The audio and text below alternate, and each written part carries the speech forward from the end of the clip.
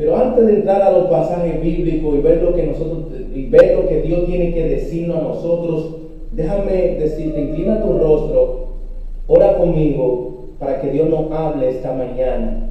Señor, venimos a ti porque en ti somos más que suficientes. Nuestra insuficiencia está por encima de las cicatrices, de las heridas de Cristo. Nuestra insuficiencia es suficientemente no vívida porque tú nos das el querer, el crecer en tu buena sabiduría.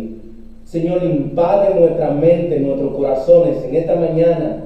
Ayúdanos a escucharte, a ver que tú tienes algo más que decirnos con esta iglesia amada, como Pablo lo testuea en estos pasajes. Señor, permítenos reconocerte, santifícate, ayúdanos a entender que tú eres más en nuestra vida que lo que nosotros podemos alcanzar en este mundo hostil. Señor, mira cada pensador, cada hombre, cada mujer que está visitando hoy a una iglesia, una capilla, una audiencia. Esta audiencia, sé tú con esta audiencia del Ministerio Dios Escucha, con cada familia, con cada laico, con cada pastor, con cada ministro, con cada evangelista, con cada misionero. Señor, necesitamos tu voz, porque en tu voz nosotros sabemos dónde estamos, hacia dónde vamos y cuál es la gloria que nos espera. Señor, mientras vemos estos pasajes, mientras tú te glorificas, mientras tú expandes nuestra memoria, ayúdanos a quedar perplejo frente a tu rostro, ver tu rostro, tu gloria en estos pasajes, y que tú te glorifiques y que tú te santifiques en el nombre de nuestro amado Señor Jesucristo. Señor, mira la familia de mi tío, la pérdida de mi tío en Moca. Sé tú con esa familia, ayúdalos a reconocer que tú eres consolador, que tú eres amoroso, que tú eres un padre lleno de gozo, pero que también eres un padre que te ayuda con lo que no está bien, que nos disciplina con lo que no está bien, que nos molesta con lo que no está bien.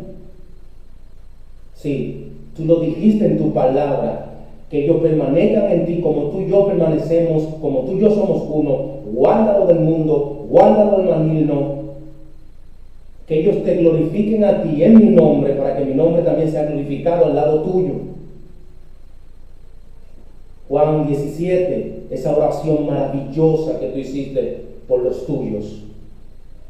Señor, ahora, mientras vemos tu pasaje, dile al predicador, habla a través del predicador lo que tú quieres que se hable, no fórmula ni argumento humano, no, tu espíritu, naturalmente como Él es.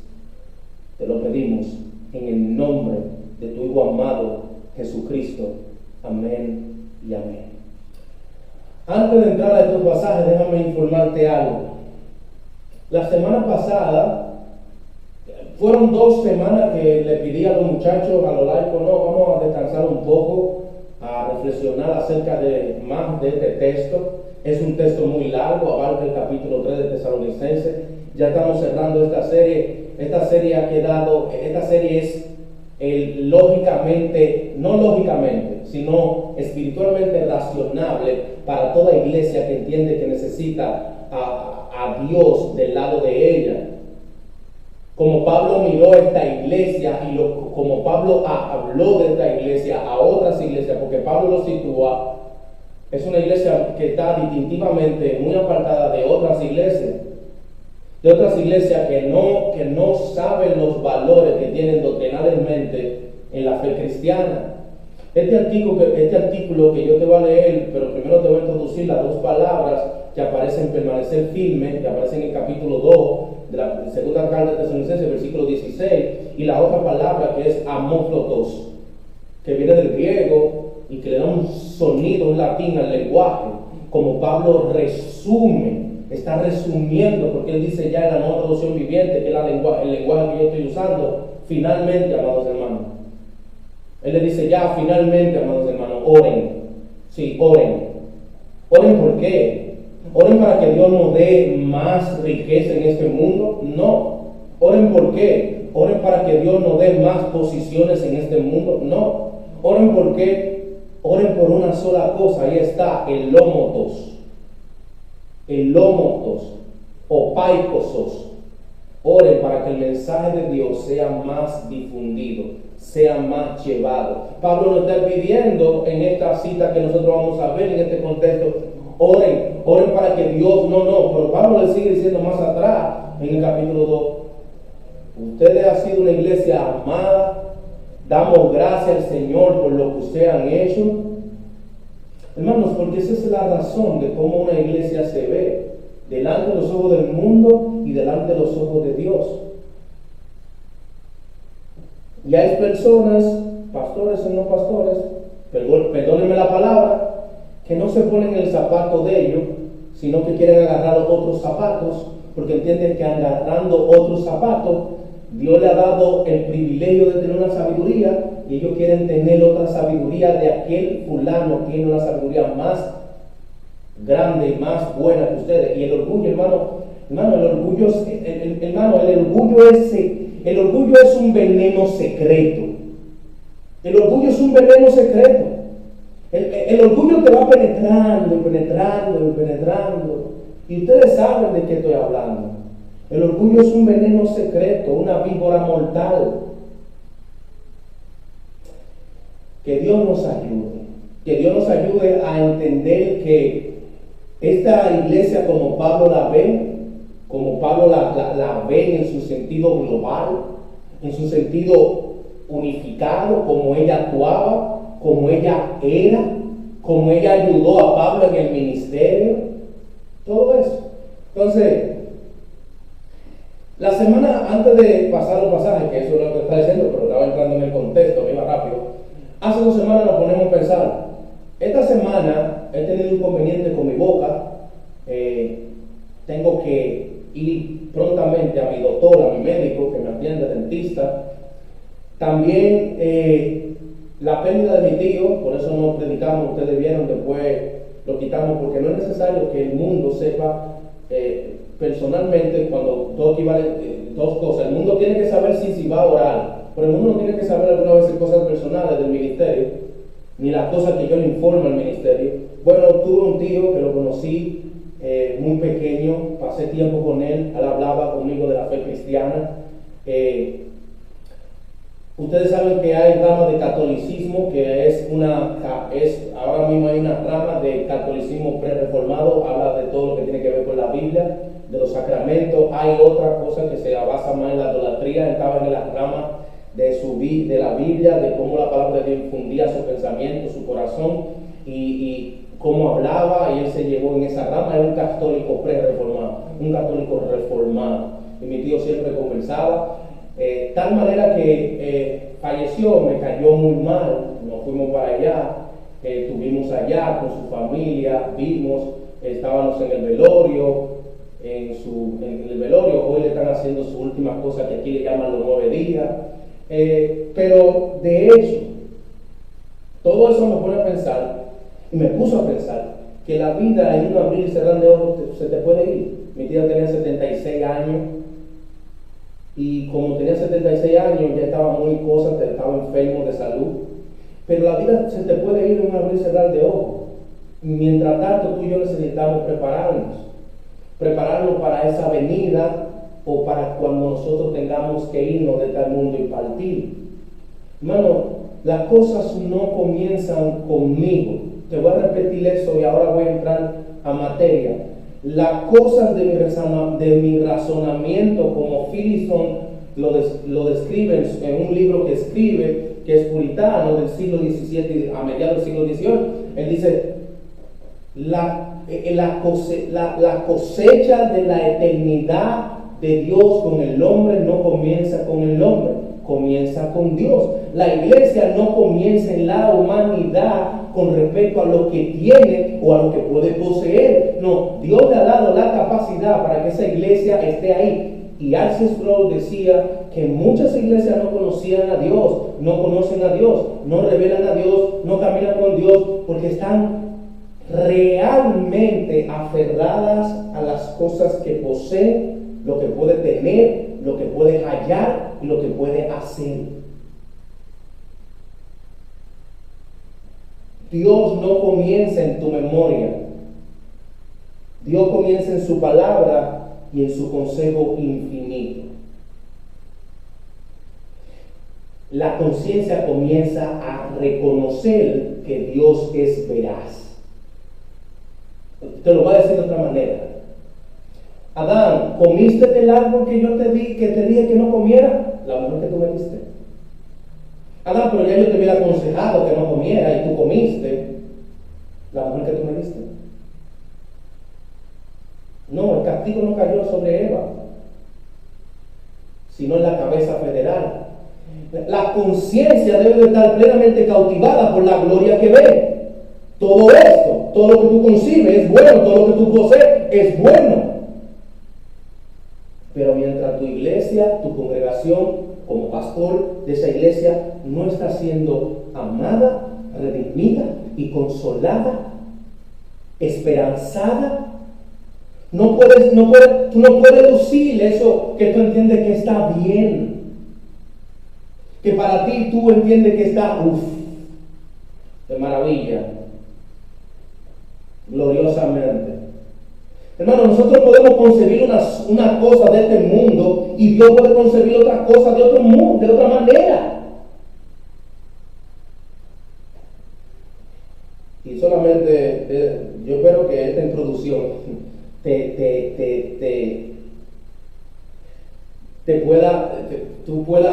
tú puedas entender cómo es que la marca distintiva de una iglesia amada, redimida, consolada, se conduce en este mundo. Hermano, yo tengo una pesadez con varios pastores de este país, porque lamentable el caso es, como te decía ahorita, el orgullo es silencioso. Es una víbora, es una cobra silenciosa. Y cuando tú escuchas los pensamientos de Dios en ti y lo que esa persona pretende en su corazón, dejémoslo hasta ahí. Entonces, a pasar eso, nosotros hemos visto todos estos capítulos y nosotros queremos ver lo que tú nos puedes responder con algo que vamos a ver, un blog que vamos a mandar para que tú pongas lo que tú entendiste, lo que tú aprendiste acerca de esta serie. La manera como Dios se centra en esta iglesia es como la respuesta que Pablo le da constantemente a esa iglesia. Él le dice en los capítulos de la primera carta, ustedes es una iglesia que, y lo voy a decir en término hebreo, ustedes han sido una iglesia funcional en los valores y recursos que Dios le ha puesto por delante. Ustedes han sido una iglesia única, verdadera, porque se han fijado en mi necesidad y la necesidad de otros creyentes. Ustedes han sido una iglesia sumamente central en la fe cristiana, porque ustedes demandan de ustedes mismos una benevolencia hacia los demás. Hermano, no es hacia Dios, no es hacia Dios. Por más que yo diga de boca lo de Dios aquí, yo debo de revelarlo con el mundo y los miembros que tengo dentro de una iglesia.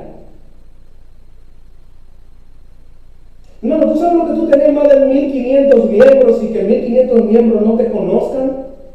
Si tú revelaras lo que tú cobras mensualmente de tu iglesia, tú tuvieras algo mucho más que avanzar, o algo más que discutir, o algo más que cuestionar, o algo más de tú darle cuenta a Dios. Si ustedes como pastores de iglesia élite revelaran lo que ustedes cobran y la necesidad de pobreza en su iglesia, ¿qué ustedes tienen que decirle a Dios? El problema es que ya Dios lo sabe, Dios lo conoce, Dios sabe lo que tú quieres, Dios sabe lo que tú buscas, y Dios sabe por qué tú no vas atrás de ovejas que se te han ido de tu iglesia, que no le llaman, que no le escriben. No, Dios sabe por qué. Y como decía Sheridan, un erudito del Nuevo Testamento, mientras más salario y mientras mi gobierno y política dentro de la iglesia sea más como yo quiera, y no como, hermano, tú no has hecho iglesia. Dios te dio la capacidad de juntar una iglesia, como pastor, como dirigir a una iglesia. Tú no puedes decir no porque nosotros hicimos esta iglesia. No, Dios la hizo la iglesia. Dios te mandó a hacer esa iglesia. Dios te dio la posibilidad de esa iglesia. Dios te dio los recursos para esa iglesia. Tú no puedes quedarte con un 30% de los recursos de Dios. Tienes que dártelo, tienes que dárselo. Tú no puedes quedarte con un 50, con un 30, con un 50, con un 60, con un 80, con un 100 de los recursos que Dios te ha dado. No, dar por gracia. Tú debes de mantenerte de esos recursos que Dios te ha dado. ¿Para quién? Para tus gentes. Porque tu gente lo necesita. Cuando me llegan notas de cosas que hay que pagar del ministerio, de cosas que hay que hacer, yo le digo, no, ustedes tienen esa cuenta ahí, ustedes deben abiertamente hacer lo que ustedes entiendan, ustedes deben de robar. En estos días me mandaron el plano de cómo va todo. Yo no, eso está ahí, eso es para usarlo, y eso es para dar comida, y eso es para dar bienestar, y eso es para dar salud, y eso es para las misiones. Eso no es mío, eso es lo que Dios me ha dado. Como Dios me lo ha dado, yo debo ser un mayordomo de eso. Eso es para la iglesia, eso no es mío. Mientras más tú escondes, Dios más te revela tu corazón. Hermano, Pablo estaba convencido que esta iglesia estaba siendo amada, redimida y consolada. ¿Y sabe por qué? Porque la manera como Pablo lo ve es que esta iglesia no tenía nada que esperar de este mundo. Todo lo que Dios fluía y daba, ellos lo daban abiertamente a los demás. Escucha la palabra de Dios, y esta es la palabra del Dios vivo, y quiero que me sigas. En cuanto a nosotros,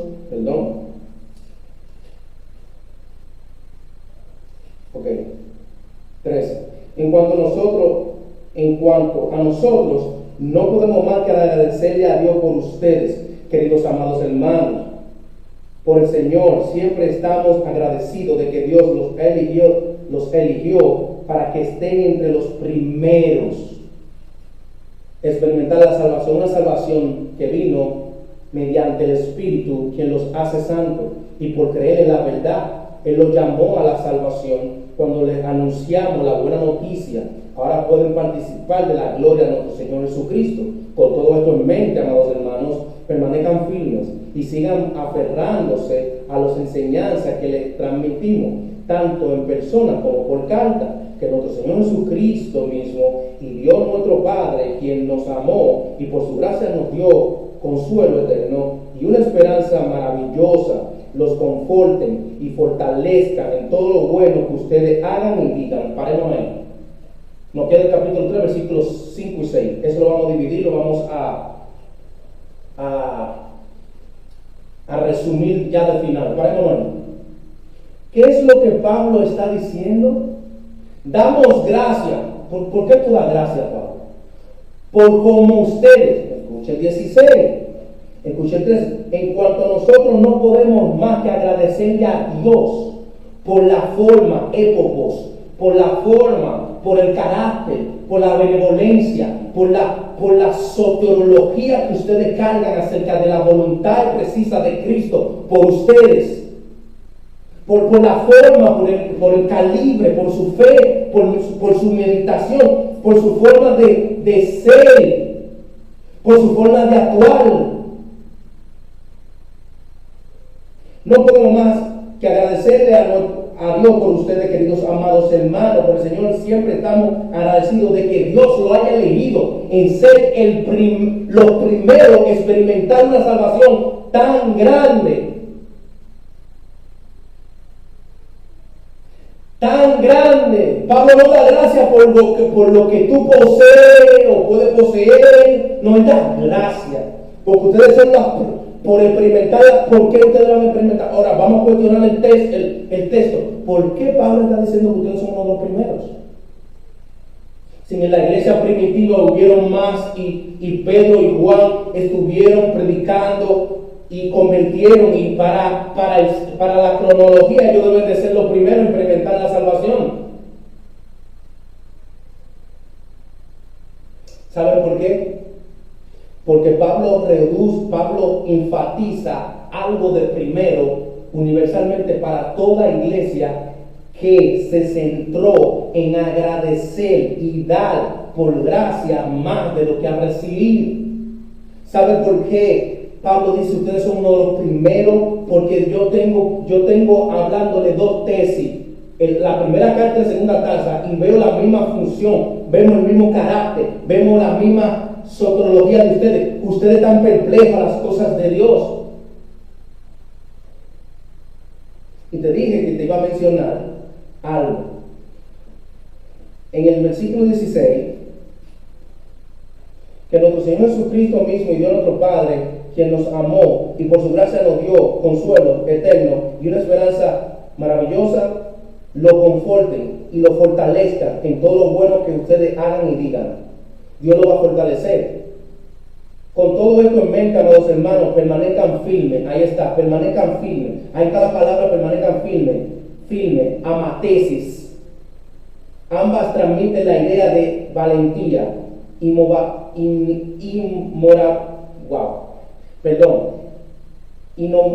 inamovible, decisión, ser fuerte, valiente, firme, decidido, endurecido en su sentido positivo. Firme, decisiones buenas, permanezcan firmes. Esa es la palabra que le quería mencionar. Permanezcan firmes. Permanezcan firmes. En el 17 dice, y lo conforte y lo fortalezca en todo lo bueno que ustedes hagan y digan. Aquí no hay en estos pasajes bíblicos, aquí no hay cero disciplina. Aquí tú no encuentras a Pablo disciplinando esta iglesia. Porque ya esto es lo último que Pablo nos está diciendo. Y en el capítulo te dice, finalmente, amados hermanos, le pedimos que oren por nosotros. Oren. Aquí ya está en el capítulo 3, finalmente, hermanos. Ya se acabó. Se acabó mi introducción a ustedes, Pablo. Se acabó mi manera de decirle las cosas. Ya finalmente, oren. ¿Por qué Pablo lo llama a orar? Porque ella es una iglesia que ora. Una iglesia que ora. Oren. Finalmente, amados hermanos, les pedimos que oren por nosotros. Oren para que el mensaje del Señor se difunda rápidamente y sea honrado en todos los lugares donde llegue, así cuando le llegó a ustedes. Pablo llegó con el mensaje del Evangelio a Tesalonicenses. Pero Pablo vio una diferencia en Corintio, en Galacia, en Gálatas, en Filipenses, en Efesios, muy diferente a la funcionalidad de los tesalonicenses. Pablo vio algo muy apreciado. Pablo vio algo muy ordinario.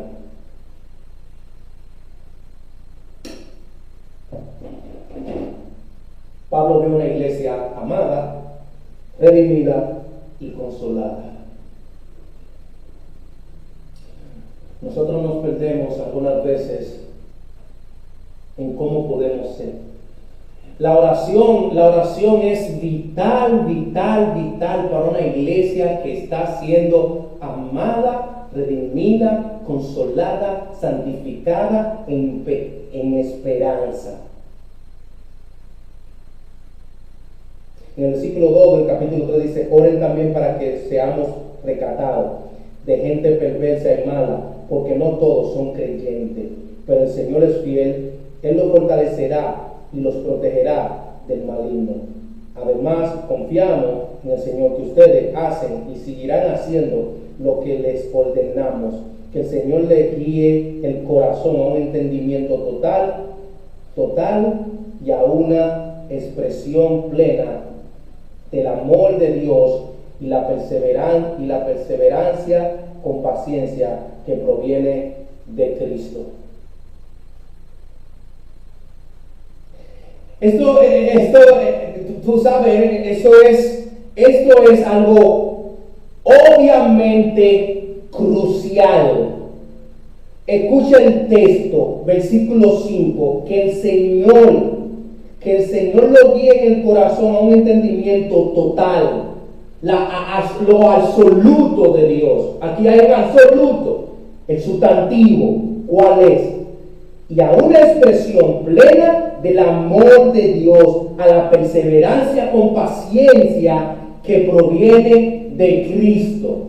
Pablo está asumiéndole que ustedes deben de perseverar en la oración, pero que al mismo tiempo un entendimiento, hermano. Una iglesia con entendimiento acerca de Dios es una iglesia que no se vacila en cosas triviales de este mundo, en cosas sarcásticas de este mundo.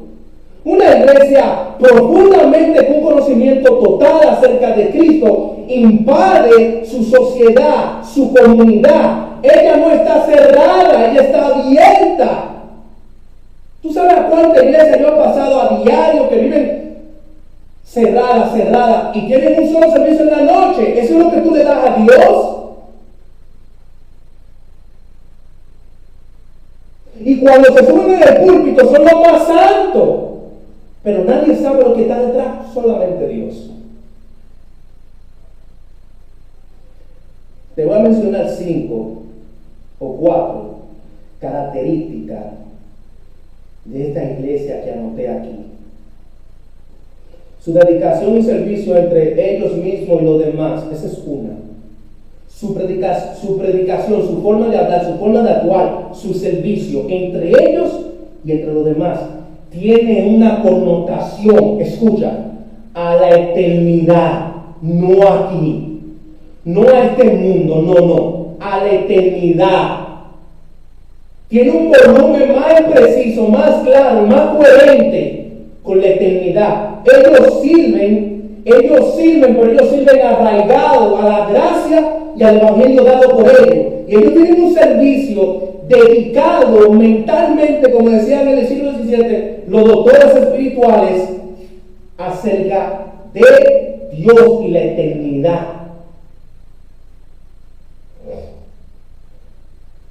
Punto número 2, amor por la verdad y la anticipación de la venida de nuestro Señor Jesucristo, algo esperado, amado, consolado entre la función de rendir cuenta entre ellos mismos, la oración y la comunión entre ellos.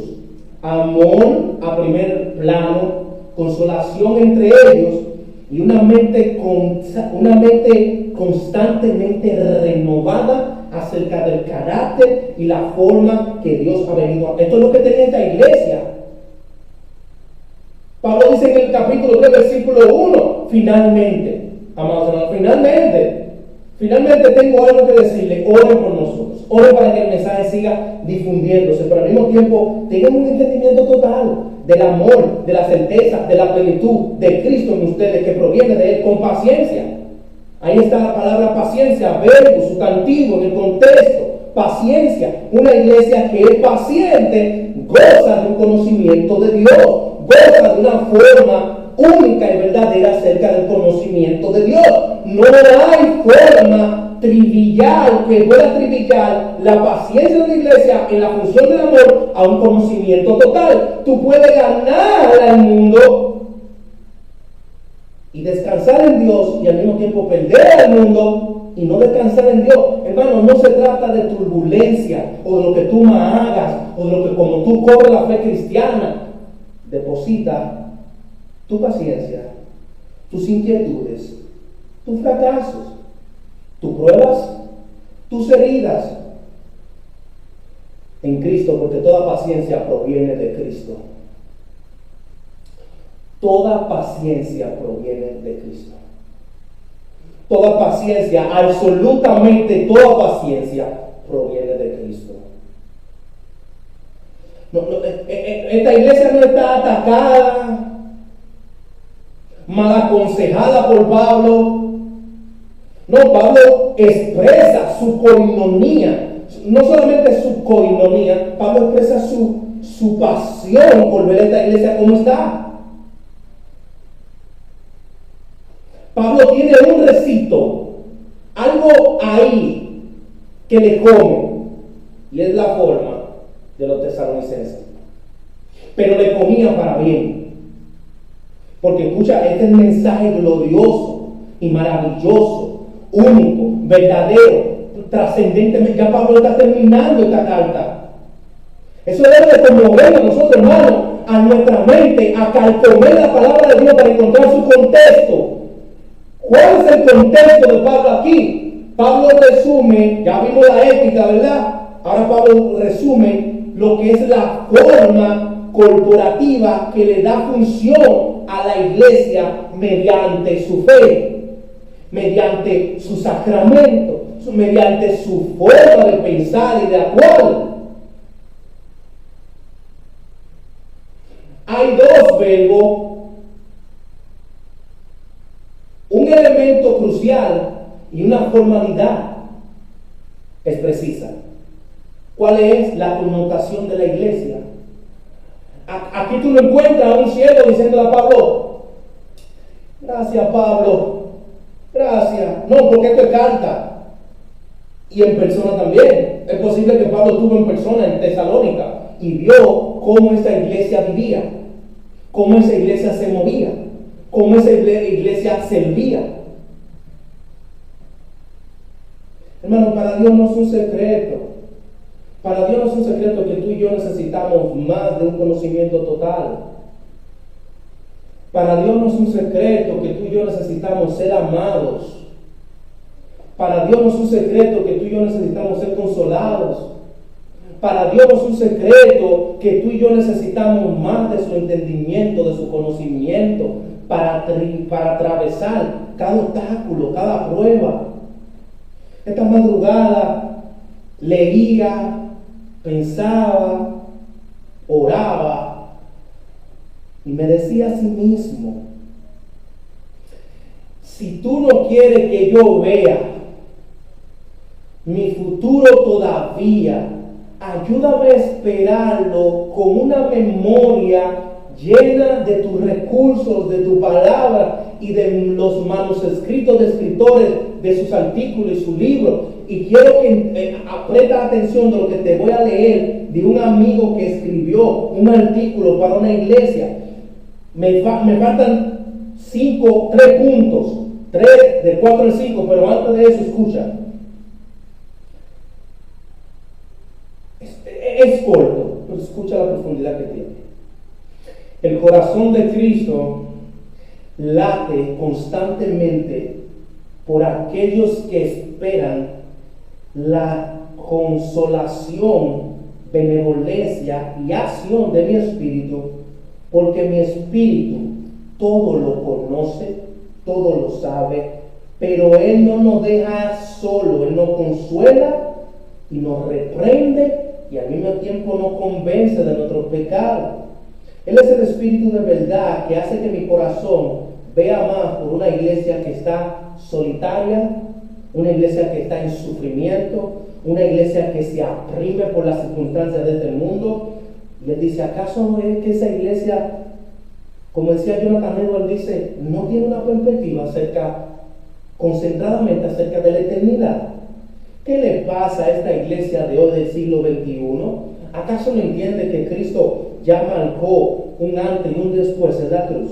¿Acaso no entiende que Él la ama independientemente de sus fracasos, de sus alteraciones o de su mente todavía no totalmente renovada?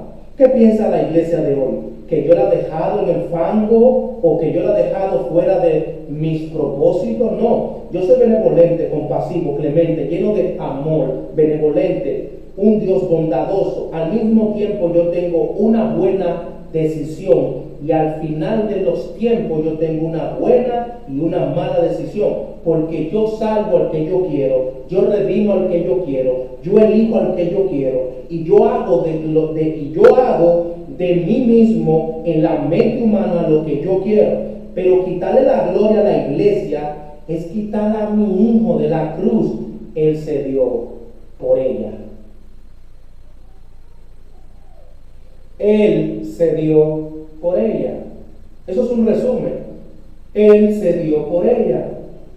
Déjame decírtelo de nuevo. Él se dio por ella. Y tú y yo no podemos decir que no. Él se dio por ella. Hermano, la fórmula, escucha, la fórmula más ordinaria para nosotros ver la duda frente a nuestro propio mismo razonamiento es dudar de que Dios no tiene el control de las cosas.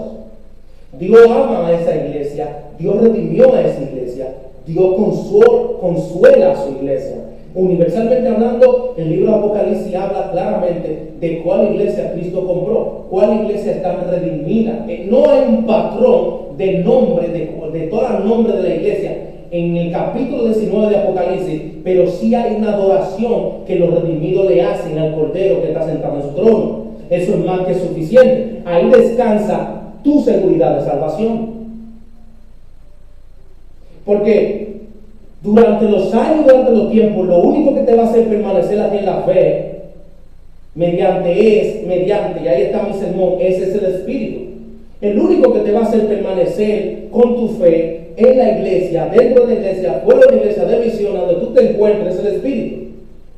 No llamaron a fulano cuando el Espíritu Santo vino a la convicción contigo. No llamaron a otro cuando vino a la convicción contigo. No, eso es cuando tú estabas solo, perdido en tu delito y pecado, el Espíritu Santo fue y te buscó, te redimió y te colocó en la familia de la fe. Equivalentemente es que cuando tú vayas a rendir cuenta en aquel día del juicio, tú no vas a necesitar de tal X pastor o tal X iglesia para que ellos aboguen por ti. No, eres tú mismo que tienes que rendir cuenta. Y de una de las cosas que yo me cuido es de eso. Mientras otras personas piensan por ahí que, tú sabes, yo hice un anónimo de alguien que escribió algo, lo estaba leyendo y lo puse en mi cuenta de ese. Y yo puse, recuérdate que esos mismos pecados que tú piensas que tú concibes de él, recuérdate que tú tienes lo mismo y algunas veces peor y tú tienes que dar cuenta por ellos. Hermano, mira, llegará un tiempo, ya estamos viendo los trailers, para no decir de la iglesia en tiranía. Este es uno de los tiempos. Yo no uso redes sociales para tirarle a otro, abrogarle a otro, cuestionar a otro, juzgar a otros, medir a otro. No, porque Dios me puede decir a mí, el problema es que tu corazón está así mismo de seco acerca de mí. Porque no entendemos la Mano, esta iglesia, déjame decirte algo, en lo que yo escribo de mi capilla puritana cuando esto acontezca. Y estos son los últimos puntos. ¿Tú quieres tener una capilla de iglesia muy saludable? Decía el C.S. Pro, y lo digo yo también, y eso es verdad. Aférrate a este libro. Aférrate a este libro. Aférrate a este libro. Aférrate a la oración de tus miembros. Al mismo tiempo, déjame decirte algo. Y solamente estoy parafraseando. Al mismo tiempo entiende que la única manera que tú y yo podemos llegar a la eternidad gozosos y entrar en el gozo es arrepentiéndonos de nuestro pecado, espiando, escudriñando las escrituras. Pablo habla de un absoluto en el versículo 5 del capítulo 3, en un entendimiento total, una expresión plena del amor. Ahí está el vínculo de mi mensaje. Los tesalonicenses, una iglesia amada, redimida y consolada, porque tiene tres verbos de las funciones plásticas y manifestadoras de la palabra de la cruz o del evangelio de la cruz. Hermano, Pablo no llegó aquí sin ninguna otra forma de enseñarle la verdad acerca de quiénes no y quiénes sí. Pablo se lo dice en el versículo 2, oren también para que seamos rescatados de gente perversa y mala, porque no todos son creyentes.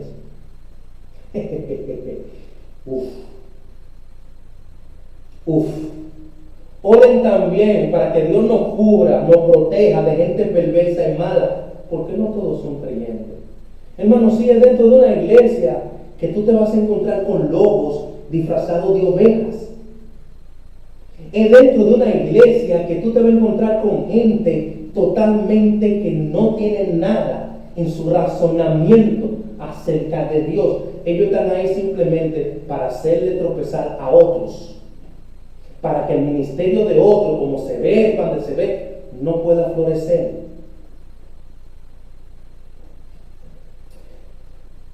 Me voy a reservar esto y lo voy a, cuando salí de una iglesia muy querida por mí, pero yo escribí esto cuando salí. Si en 25 años, 10 años, Dios no quiere lo que yo estoy queriendo ser en su iglesia, en su gracia, no me importaría, no me va a importar más caminar más, correr más, cansarme más, hasta agotarme con la fe cristiana. Cuando yo salí de esa iglesia, yo escribí esto, y esta es una de las cosas que tengo guardada en mis manuscritos, y te lo voy a decir, y es esto.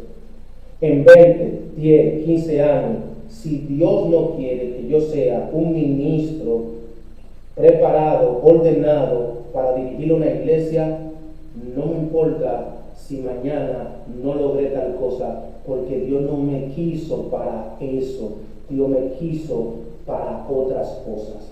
Oro para que Dios abra mi entendimiento cada día y en su infinita voluntad yo sea aceptado, redimido y amado por Él, pero al mismo tiempo que yo pueda llevar esta gracia a otro para que otros vean qué Dios puede hacer y cuál es la forma que Dios puede dar. Hermanos, si en 20, 15, 30 años yo no soy lo que le pido a Dios que me ayude a ser, porque creo que hasta ahora Dios me ha dado la capacidad de interpretar la palabra de Dios acomodadamente como Él quiere, y si no logro lo que yo estoy pidiendo en mi oración, es porque a Dios no le interesa que yo esté ahí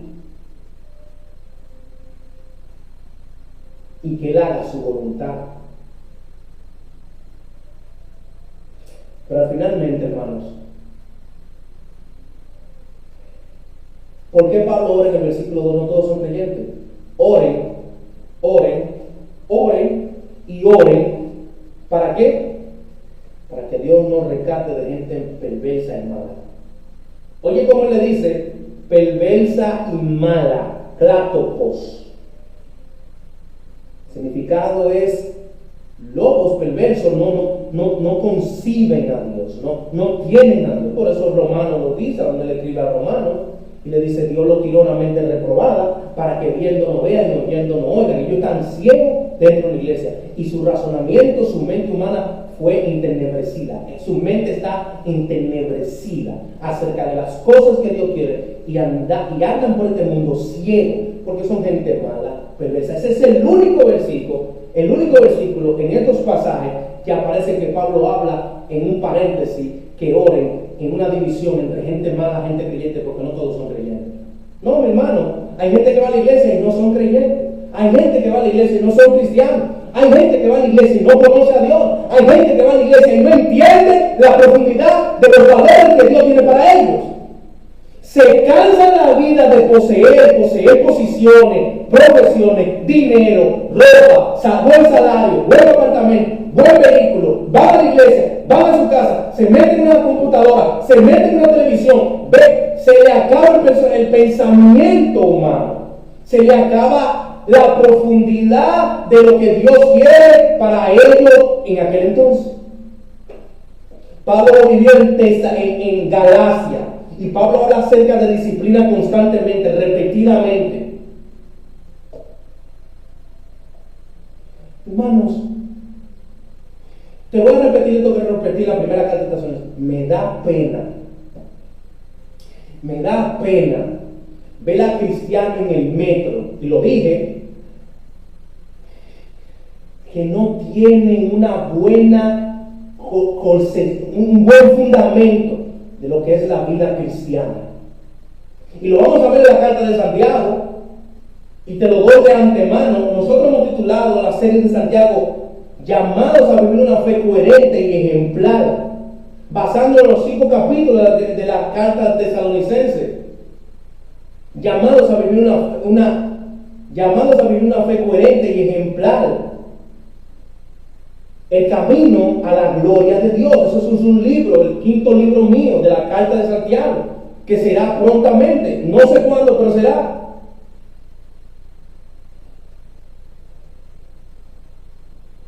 ¿Dónde estamos? ¿Hacia dónde dónde vamos, dónde nos quedamos. No, en Dios no, escucha, en Dios no hay malas decisiones. Dios tiene buenas decisiones todo el tiempo. Usted no le puede decir a Dios que usted es tentado por Dios, porque Dios no tienta a nadie, ni puede ser tentado por el mal, sino que en nombre de su propia concupiscencia nace lo que no es el amor, lo que no es la consolación y lo que no es una vida buena, saludable, la fe cristiana. Por eso Pablo dice, oren, ayúdennos a orar, ayúdennos a interceder por gente perversa y mala, porque no todos son creyentes. Tenemos que cuidarnos cuando la gente llama a Cristo aquel que lo provee todo, pero no disciplina nada. Aquel que disciplina todo, pero no provee todo.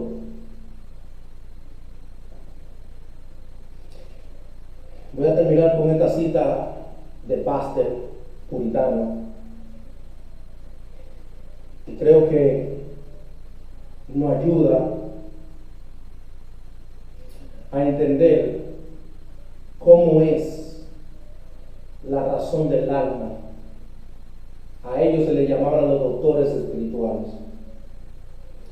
Y él dice, sin mucho que decir y accionar, tengo para decirle a la audiencia de Londres que la única forma de interpretar a Dios es cuidándote de no caer en los más profundos de tus malas decisiones, acciones y forma. Porque no hay un Dios buen interpretado con una mala vida a escondida. Todo está a la luz a sus ojos, pero cuídate, está firme y mira que no caiga. ¿Tú qué crees? Dice Bastel. ¿Tú qué crees? Londres, Iglesia de Londres, capilla del 1660. ¿Tú crees que todos nosotros vivimos la vida buena, aunque somos líderes espirituales o que somos pastores consagrados? No, cada uno libra una lucha, pero atiende algo. Mientras tanto, decía él, mientras tanto este conocimiento esté aquí, en conocimiento total, yo tengo que tener una buena expresión de amor de Dios en la paciencia de Cristo Jesús. Punto y se acabó. Ese es el punto culminal. Esa es la interpretación única. Con todo esto en mente, dice Pablo, los llamo a ustedes a que tengan este amor, tengan esta consolación, tengan esta vida redimida. Recuérdense que ustedes no son de este mundo. Recuérdense que parafrasealmente ustedes van a ser la eternidad. Recuérdense en su memoria constantemente que todo lo que la palabra de Dios dice como bueno, santo, justo y verdadero necesita almas redimidas a Él. Necesita alma puesta en las formas como Él quiere. Necesita alma obediente y que sean nutridas por la palabra de verdad. ¿Cómo yo expreso amor si no tengo? ¿Cómo yo expreso a otro consolación si no tengo? ¿Dónde yo puedo encontrar esas cosas? En la palabra de Dios. Hasta el presidente más piadoso necesita entender que su vida está en un hilo al irse al borde de la muerte y necesita el medicamento para su vida enferma espiritual.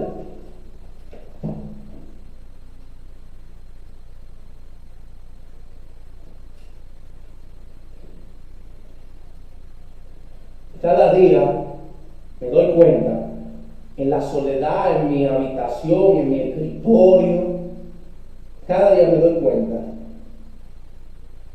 que lo que muchas gente comenzaron a construir en un país, otros ya lo están deteriorando. Aprendemos de Dios a la manera como nosotros queremos, no aprendemos de Dios como Dios quiere.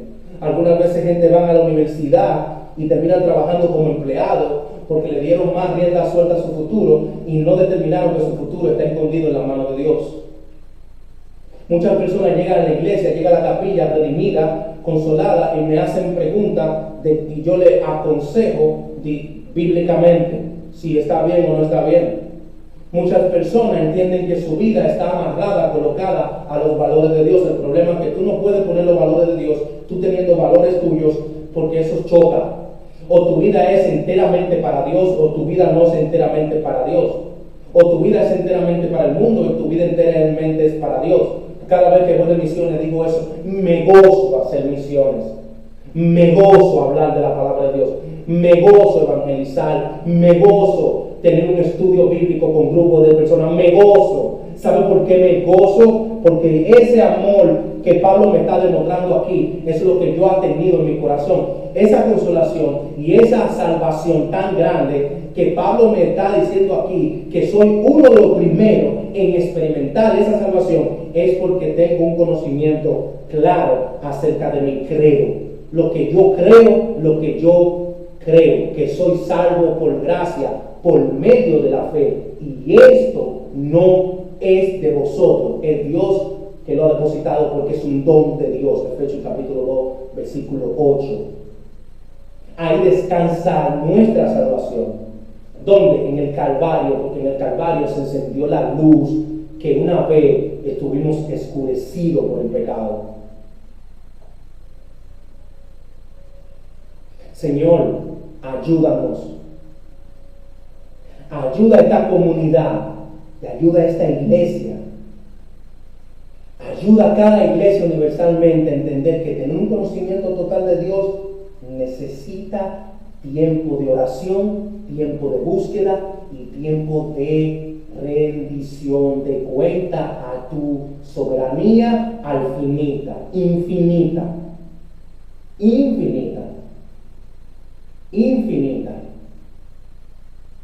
Que Dios nos ayude. Que Dios nos ayude.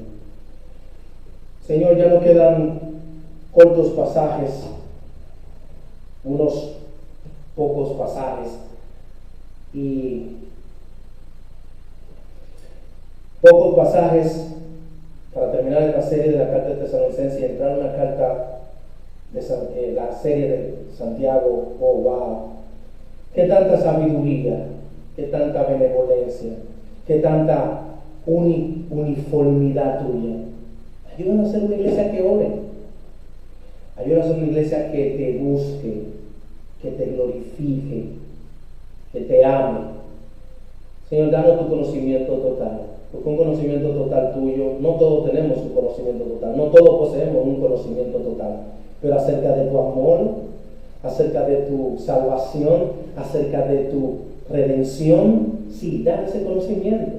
Ayúdanos de pegarnos, a desmantelarnos de nosotros mismos para glorificarte a ti en el presente.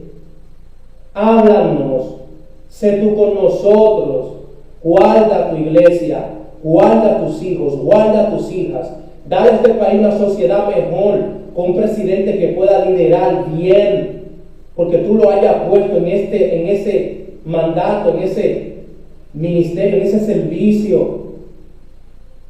Sé tú, Señor, con nosotros en esta capilla que está creciendo, que prontamente tendrá sorpresa, porque tú lo has hecho así.